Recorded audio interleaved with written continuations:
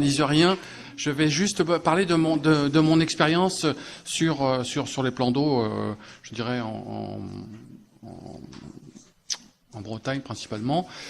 Donc voilà, je suis arrivé avec une caisse à outils parce que c'est effectivement les outils communs au niveau de la gestion de la qualité de l'eau a beaucoup évolué en l'espace de 50 ans. Donc on a quelque chose qui est maintenant assez bien rangé, qui concerne aussi bien les eaux potables que les eaux de baignade. Donc on a des outils qui sont des outils réglementaires, notamment les SAGE et les SDAGE, des outils qui nous ont servi aussi à faire du diagnostic, donc du diagnostic à la fois du bon état chimique, physico-chimique et de l'état biologique, qui sont bien présents. Et puis ces outils diagnostiques-là aussi ils sont importants à connaître. Donc on en a parlé un petit peu, Myriam en a parlé un petit peu, sur quelles sont les trois voies qui vont faire fonctionner un plan d'eau, à la fois qui vont réguler, à la fois donc il y a cet aspect physique, chimique et biologique. Alors physique, c'est effectivement, Fred en a parlé un petit peu, c'est le temps de séjour de l'eau. Donc à la fois plus la vitesse de l'eau va être importante, et va être court, et plus la biomasse va être faible du fait que l'enjeu entre la division cellulaire et le temps de l'eau on va avoir une dilution. Et à l'inverse, quand on a des plans d'eau donc avec un temps de séjour très long, on va avoir des biomasses qui vont augmenter au fur et à mesure. Sur l'aspect chimique, donc c'est effectivement pour avoir du phytoplancton et des cyanobactéries, eh bien il faut de l'énergie solaire. Et puis l'élément essentiel qu'on va répéter beaucoup ici, c'est le phosphore, qui vient à la fois du bassin versant, et ça je pense que c'est une image qui est importante à voir, parce que quand on a des réductions, effectivement on peut jouer sur le bassin versant, mais il y a aussi celui qui est stocké. Donc on peut avoir une très bonne maîtrise sur le bassin versant, mais il faut gérer le stock bien présent dans les plans d'eau. Et je pense que c'est là où on en est rendu actuellement après 30 ans d'activité. Et puis il y a le troisième compartiment donc biologique qui va aussi jouer dans cette dynamique de régulation des cyanobactéries, cette boucle, ce triptyque comme en phytoplancton, poissons, zooplancton, et puis toute cette partie un peu méconnue qui ont une activité, parce qu'on voit bien maintenant qu'on a des organismes qui sont invasifs, notamment les mollusques, les crustacés, les vers, les arbres, et les macrophytes aussi. On verra des photos tout à l'heure où on a des plans d'eau maintenant où il n'y a plus aucun macrophyte aquatique. Et toute la partie aussi virus, phages, bactéries et ces oiseaux qui vont participer donc à la disponibilité du phosphore, même s'il n'y a pas de phosphore qui provient du bassin versant. C'est surtout ça l'image que je veux faire passer. Donc on a aussi des outils de détection. Alors maintenant on a des outils qui par satellite. On avait commencé à essayer de lancer une idée avec le lac du Drennec, avec Jérôme, sur comment on pourrait voir évoluer nos plans d'eau avec des passages qui sont intéressants, notamment au niveau de la phycocyanine. Maintenant, on commence à avoir une approche un peu plus terre-à-terre, à savoir des détections par des systèmes de drones. Maintenant, on a des systèmes avec infrarouge qui peuvent nous montrer au moins la présence de certains organismes, soit macrophytes, soit microphytes, et puis aussi des drones nautiques. Et on a aussi les outils de détection de terrain, qui sont les sondes, quelles qu'elles soient. Il y en a maintenant, toutes les sondes multiparamètres font à la fois maintenant la phycocyanine et la chlorophylle. Et on a aussi tous les outils de prévention, notamment notamment en Bretagne, sur tous les plans de l'azote, de réduction d'azote et du phosphore. Et le sujet qui nous intéresse le plus maintenant, c'est les outils curatifs, toute cette palette qui existe. Et donc cette palette, elle existe sur deux bases, à la fois sur les cellules, donc on a des actions qui vont être physiques, chimiques et biologiques, et puis à la fois sur le phosphore, donc où on va jouer soit par quelle action, donc on va empêcher le phosphore d'être solubilisé ou d'être soluble, et par quelle action, ou par éviter l'anoxie du milieu, donc par l'oxygénation. Donc dans les exemples d'outils curatifs, il y a un excellent document qui a été fait par Elodie avec le conseil départemental du Morbihan, où on a travaillé sur toutes les méthodes qu'on le connaissait sur la base globale, avec des actions, avec leur efficacité observée et mesurée. Et donc vous pourrez retrouver ce document qui est mis en lien, je crois que on a le site sur le lien qui est en sur le Creseb. Donc les premières actions, et là je dis que les actions pour moi qui sont vraiment brutales et radicales, c'est effectivement le sulfate de cuivre. Hein. Il y a pas, je dirais, il y a pas meilleur si on veut se débarrasser des cyanobactéries dans le milieu, en l'espace de quelques heures ou quelques jours, la biomasse chute brutalement. Donc elle revient. Donc c'est quelque chose qu'il faut prolonger, augmenter les cadences pour pouvoir avoir une stabilité dans un maintien d'un niveau faible de cyanobactéries. Et l'autre action qui est faite maintenant, qui devient un peu, je vais pas dire une mode, hein, mais qui nécessite d'avoir beaucoup de travaux scientifiques, c'est le peroxyde d'hydrogène, le H2O2, hein, qui donne d'excellents résultats en termes brutal, curatifs de diminution des cyanobactéries. Alors, c'est un exemple qui est fait à grandeur nature sur l'étang de la plan d'eau de Bouguenais, hein, qui reçoit 45 000 baigneurs sur les 3 mois, qui est à 10 km de Nantes. Hein, et donc la ville de Bouguenais participe donc avec le Arcadis, qui est la société hollandaise qui a monté ce bateau-là, qui est assez intéressant dans son concept, hein, d'ailleurs, avec gestion totale, intégrée du peroxyde dans la colonne d'eau, dans toute la colonne d'eau. Et puis après, on a des outils d'action qui sont moins radicaux, mais qui ont des effets tardifs pour moi, qui sont boulants. Et celui qui m'intéresse le plus, moi, je trouve qu'il est assez étonnant, c'est cet exemple-là que j'ai suivi sur l'étang des Landes, dans le département de la Creuse, un plan d'eau qui fait 60-80 hectares, où ils se sont aperçus qu'ils étaient envahis par les cyanobactéries et aussi par les poissons-chats. Et donc, ils ont fait des pêches qui font maintenant tous les 2 ans. Et l'année suivante, après l'extraction du poisson, c'est 0 cyanobactéries dans le milieu. Et après, ça redevient, alors que c'est un plan d'eau qui est alimenté complètement par la nappe et par la pluviométrie, tout simplement, pas du tout par la rivière, pas d'agriculture en forêt très très très proche. Et cet exemple est vraiment assez criant dans les effets vraiment bénéfiques de l'extraction du poisson dans un plan d'eau. Et là, ils enlèvent tous les 2 ans 40 tonnes sur un plan d'eau qui fait 80 hectares, à peu près avec 1,50 m de profondeur. Donc c'est une action je trouve sur laquelle on doit s'intéresser. L'autre action qu'on a essayé aussi avec le département 35, c'est la mise en assec partielle. Avec vraiment une corrélation quand on a fini la mise en assec partielle et qu'on a remis en eau, on s'est aperçu que ce plan d'eau-là n'était plus occupé de moins en moins par les cyanobactéries. Hein, la population avait diminué fortement. Mais malheureusement, cette expérience-là qu'on voulait mener à long terme s'est terminée tout simplement parce que il y a eu des difficultés à comprendre, et vous allez comprendre mes autres diapos, à comprendre que pour les habitants, faire passer un plan d'eau en pleine eau et en mise à sec, c'est difficile à comprendre. Donc voilà. Cette mise en à sec là, hein, c'est pas vendable, tout à fait.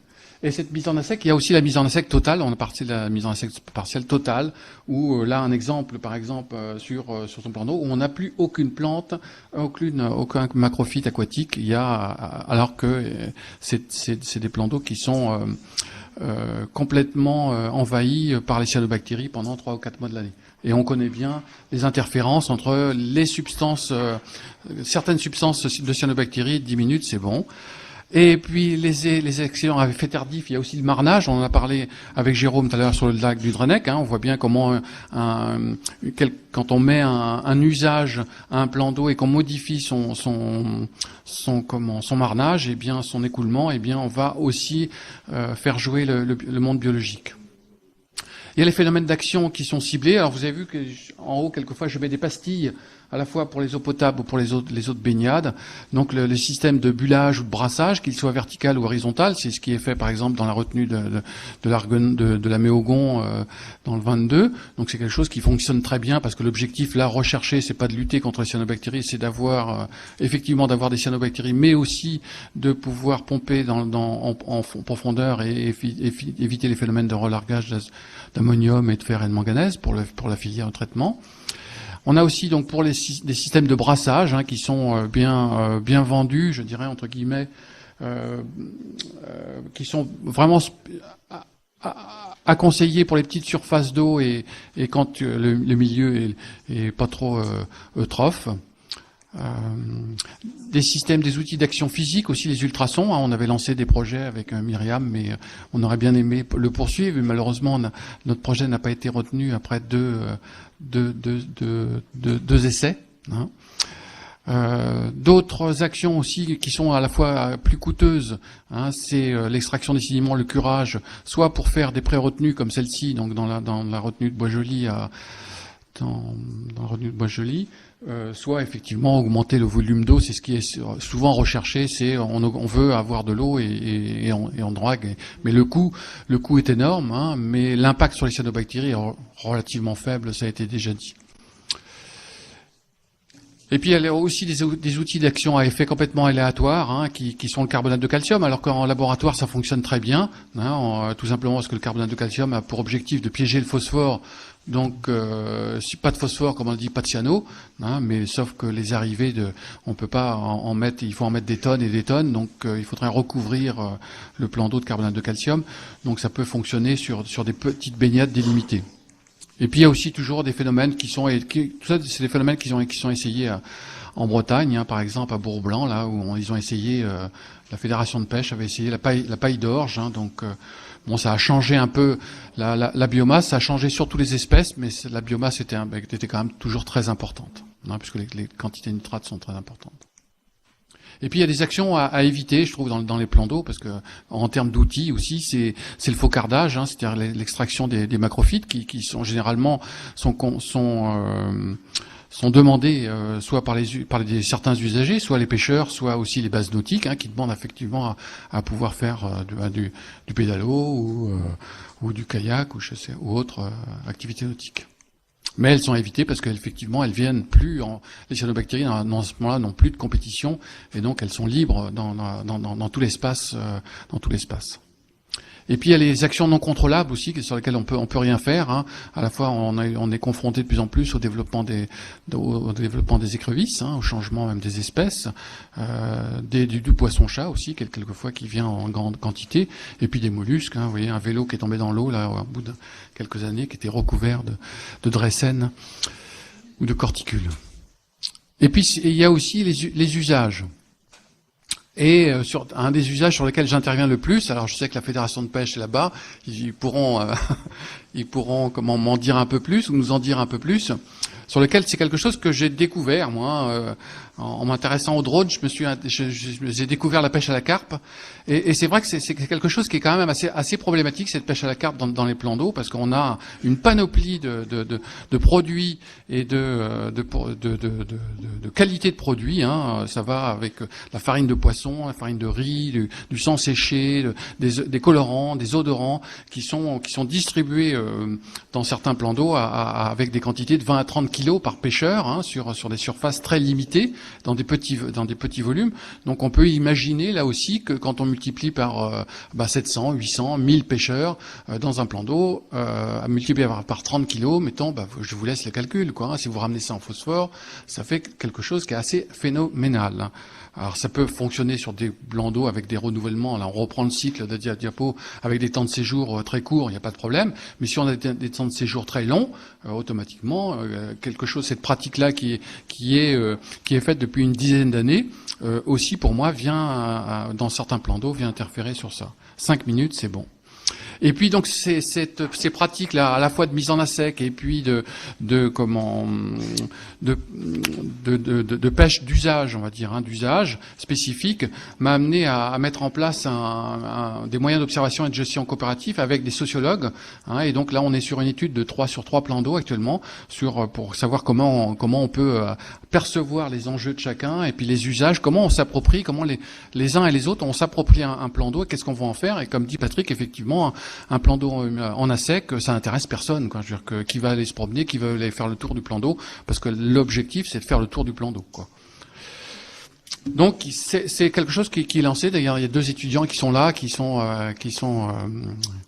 qui s'investissent, 3 même avec Laetitia, sur ça. Et donc l'objectif c'est d'avoir un plan de gestion avec des usages différents. C'est comment faire avec du multi-usage, des problématiques différentes, des besoins différents, et puis de pouvoir agir dans la concertation, parce que c'est bien ça qui est donné.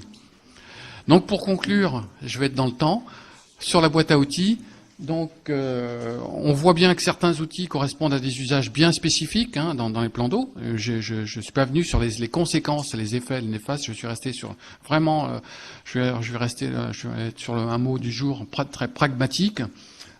Des effets avec des effets ponctuels de 3-4 semaines, voire de 2 ou 3 ans. Donc c'est là qu'on voit qu'on a besoin d'une continuité dans les expériences sur ces plans d'eau-là pour pouvoir augmenter notre connaissance sur les types de gestion qu'on peut mettre en place. Et puis on voit que maintenant on a des gestions à mettre en place, parce qu'on y a vraiment des conflits d'usage et qu'il va falloir que l'on tranche. Et donc ma proposition vis-à-vis du CRECEB, c'est d'avoir un suivi des actions menées sur l'ensemble des plans d'eau, donc de façon à avoir une mutualisation. Il y a dans plein de plans d'eau, en plan les uns les autres, il y a des actions qui sont faites, mais qui sont absolument pas répertoriées. Et donc on n'a pas de suivi. On peut interpréter après plein de choses. Je vais pas dire critiquer Fred, mais il a pris basiquement les analyses, mais il sait pas exactement ce qui s'est passé dans les plans d'eau. Il y en a certains il y a 15 jours ou 3 semaines, ils ont mis 3 tonnes de carbonate de calcium, d'autres vont mettre du sulfate d'alun ferrique, et ainsi de suite. C'est pas dit, c'est pas su. On n'a pas cette connaissance-là. Donc je pense qu'il y a un intérêt au niveau du CRECEB à mutualiser et à avoir des retours très très très forts.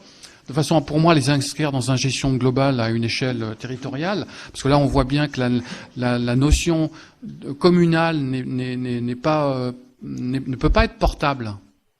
C'est pas qu'elle n'est pas supportable, mais ne peut pas être portable dans le temps, dans la pérennisation. Et ça, je pense que c'est un outil qu'on doit se donner. Maintenant, il faut ajouter ce tiroir-là. Et puis aussi, quand je pense là à la pêche à la carpe, il y a des priorisations pour moi des usages. Si on veut qu'on privilégie un plan d'eau pour une baignade, eh bien, il faut que les usages qui soient autour ne puissent pas interférer sur ces qualités d'eau qui sont très drastiques, parce que c'est vrai que 100 000 cellules de cyanobactéries par millilitre, c'est un réel problème d'équilibre des milieux. Pour finir, je finirai sur une touche que Myriam, je pensais que Myriam allait en parler, mais non. Donc il y a un document qui est sorti sur une action COST, une action européenne dont nous avons participé, beaucoup d'entre nous, les scientifiques ici. Et donc il y a une revue qui relate à peu près pas mal d'actions. Là, ça a un impact ou pas après sur la faune, la flore d'un étang? Première question. Et oui, je sais dire oui, oxygéné. Et après, l'extraction piscicole, j'avoue que là, tu as été rapide, mais je comprends pas trop le lien, en fait. Je veux bien, si tu peux développer un tout petit peu. Ok. Donc, sur le premier point, sur le peroxyde, alors, comme j'ai dit, c'est vraiment au stade expérimental. Il n'y a qu'un pays qui est la Hollande pour le tester avec la société Arcadis, avec un chercheur qui est malheureusement décédé. Donc, ça perd un peu son emblème. Donc, en tout cas, nous, on l'a testé l'année dernière sur ce plan d'eau-là de Bougnay, en dehors de la période de baignade, et on n'a pas observé quoi que ce soit. Je veux dire visuellement, bien entendu, je parle bien, je reste sur le visuel. Les poissons étaient très contents parce qu'ils avaient une eau très très transparente. Ce qu'on a observé, ce qui était auquel on n'avait pas trop pensé, c'est qu'effectivement pas de phytoplancton, pas d'oxygène. Donc on avait une consommation de l'oxygène assez importante. On n'était plus en sursaturation, bien entendu. Donc alors que l'oxygène est hyper important. Donc là, on voit bien qu'on joue sur des boîtes. Tu vois, on enlève le phytoplancton, mais on enlève aussi l'oxygène. Donc voilà. Si on enlève l'oxygène, on met le milieu en oxy, puis on libère le phosphore. Donc tu vois qu'on rentre dans une boucle qui peut être assez infernale. Voilà. Donc quoi faire voilà. Oui, c'est très sélectif. C'est très sélectif parce que c'est à 2 à 3 mg par litre. C'est vraiment assez impressionnant C'est pas sélectif. Non, c'est pas. Non, on va dire semi-sélectif parce Non, qu'effectivement. c'est pas sélectif. Le peroxyde d'oxygène, c'est un antibactérien qui est utilisé pour Partout. désinfecter les Ouais. surfaces et tout. Donc ça vous tue les bactéries, Oui, oui, dont les cyanobactéries. tout à fait. Voilà. Ouais. Mais ça n'a Ouais. rien de sélectif. Oui, oui, non, mais je suis d'accord avec toi, Jean-François, je suis d'accord avec toi. Non, mais c'est pas. Oui, oui, tout dépend. Mais c'est vrai, dans l'échelle, on a bien vu, nous, on a fait dans l'action européenne, on a fait des tests, on a bien vu que même le zooplancton était impacté. Au moment où on met le peroxyde, c'est à la même façon qu'au moment où on met le sulfate de cuivre, on a un impact. C'est normal, parce qu'on est dans des concentrations qui sont hyper élevées. Non, mais t'as raison, tu as tout à fait raison. Mais c'était plus dans la largesse du. C'est vrai que les cyanobactéries sont plus sensibles au peroxyde dans les quantités que les autres phytoplanctons. Idem pour le sulfate de cuivre. Hein, il faut avoir des concentrations 10 fois. Elles sont à peu près 20 fois moins sensibles que. Voilà. C'était plus comme ça. Mais t'as entièrement raison sur la sensibilité. Après, sur la deuxième question, sur le rapport entre le poisson et les cyanobactéries, le poisson, si on lui donne à manger beaucoup, eh bien automatiquement il va libérer il va rendre soluble une grande forme du phosphore et donc va activer la boucle. Voilà, c'est ça la dynamique poisson cyanobactérie. Et c'est pour ça que dans beaucoup d'exemples, auparavant on mettait en assec les plans d'eau. Maintenant on ne le fait plus par rapport à la loi sur l'eau. Hein. On mettait en assec, on enlevait le poisson, on le laissait même 1 an dans les étangs. Hein. C'était quelque chose qui était très connu, quoi, hein, en termes de gestion, d'exporter le poisson, quoi. En dehors de la. Non, mais il y a un rapport de biomasse. Hein. Si effectivement t'as pas de, il y a plein d'exemples. Hein, on a discuté. Vas-y, Jean-François, je te laisse parce que il y a plein d'exemples. Hein. Vas-y. En fait, il y a un chercheur danois qui a beaucoup travaillé là-dessus. Il dit qu'il y a les bons gars et les bad guys dans les poissons. Et notamment les poissons fruisseurs, c'est des bad guys parce qu'ils vont remuer les sédiments et favoriser le relargage. Et puis il y a une autre catégorie de bad guys, c'est ceux qui sont zooplanctonophages. Parce qu'en consommant le zooplancton, on n'a plus de contrôle par la prédation des populations de cyanobactéries. Et ils ont montré qu'effectivement, dans certains étangs, sélectivement en enlevant certaines espèces de poissons, on arrivait à avoir un certain contrôle. Mais ce qu'ils disent bien, et ça, faut vraiment le souligner, c'est que ça marche uniquement dans des milieux qui sont en limite d'eutrophisation. C'est-à-dire quand on est juste en changement d'état. Quand on vient de passer d'un bon état à un état dégradé, là, enlever les poissons, ça peut avoir une efficacité. Par contre, sur des milieux très eutrophes, ils ont très bien montré que ça n'avait strictement aucune efficacité. Bien sûr, bien sûr. Pêche sélective ou c'était des pêches... Non, ils enlevaient tout. Ils enlevaient tout. Ouais. Dans les 40 tonnes, il y avait 90% de poissons-chats. Et au bout de la 3e fois, allez sur le site, il y a il y a un rapport qui traite de tout ça, hein, sur le site de l'étang des Landes de la Creuse, hein, parce que c'est une réserve naturelle. Et c'est très bien expliqué. Et on voit bien le changement de population des poissons en plus. Hein. Ils sont passés. Il a fallu quand même 3 fois 2 ans des extractions de poissons totales pour arriver à une population maintenant presque, je dirais, normale entre guillemets. Donc le poisson-chat est passé de 90% à 10%, quoi. Mais à trois reprises, quoi. Et l'impact sur les cyanos, c'est assez. Mais comme dit Jean-François, c'est un milieu qui est très mésotrophe, oligotrophe. Donc le moindre déséquilibre, et là c'est là qu'on intervient. On va dire Tremelin, c'est exactement pareil. Hein. C'est un plan d'eau, il n'y a pas de nitrate, il n'y a pas de phosphate, mais boum, là il commence à basculer, quoi. Hein. Donc voilà, il faut s'interroger sur les usages, quoi. C'est tout. Il faut s'interroger. À trouver des solutions, il faut aussi faire attention. Enfin, moi, je suis assez choquée par ces solutions radicales-là. En tant que simple usager et enlever tous les poissons je le conçois quand il y a effectivement des poissons-chats qui envahissent, des espèces envahissantes, etc. D'accord, mais si c'est juste pour enlever se dire c'est une bonne solution pour les cyanos, on va essayer ça.